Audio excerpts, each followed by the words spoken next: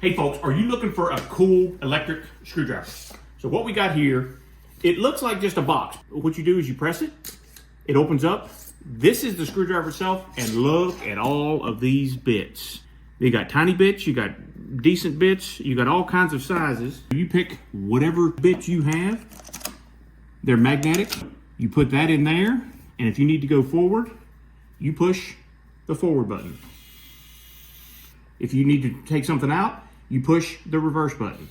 It's got a nice little light so you can see what you're doing. That's where you charge it. You don't have to take it out. You can literally put it right in there, put your USB-C, you get the red indicator light, and you can set it right there, let it charge. Now, we got this for free for our honest review, and I'm really looking forward to keeping this in the house because every now and then my wife is like, hey, can I borrow this for a screwdriver?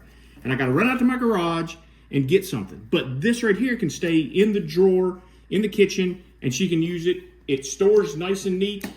You simply put the screwdriver right in here, and then you put it in this nice case, push it down, throw it in the drawer, keep this by your charging table. This is a game changer for small stuff. Great piece of gear. Hope you guys enjoy it.